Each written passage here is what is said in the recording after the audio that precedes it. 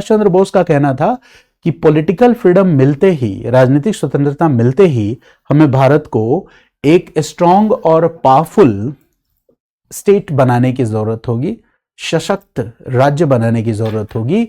अब ये सशक्त राज्य कैसे बनेगा, ये सबसे बड़ा मुद्दा था। इसके पहले के लेक्चर में मैंने आपको एम एन रॉय का विचार बताया था।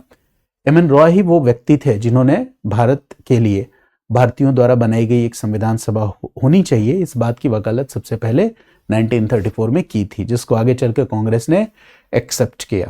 अच्छा, एम एन रॉय जब अपनी बात कह रहे थे कि भारतीयों के लिए एक संविधान सभा होनी चाहिए, तो एम एन रॉय क्या कह रहे थे कि भाई पॉलिटिकल फ्रीडम पहले होनी चाहिए या कॉन्स्टिट्यूएंट असेंबली पहले होनी चाहिए।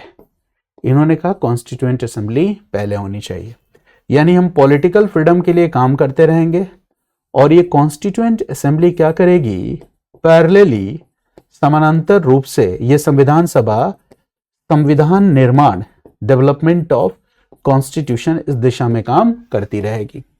और इसी मॉडल को इंडियन नेशनल कांग्रेस ने अडॉप्ट किया।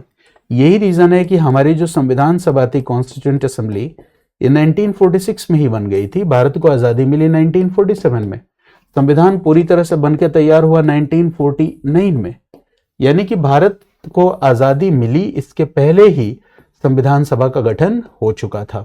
इसी कॉन्टेक्स्ट में एक सवाल भी पूछा जाता है मेंस में कि क्या संविधान सभा पूरी तरह या पूर्ण रूप से संप्रभु थी, सॉवरेन थी? हालांकि इसका आंसर मैं बाद में बताऊंगा आपको।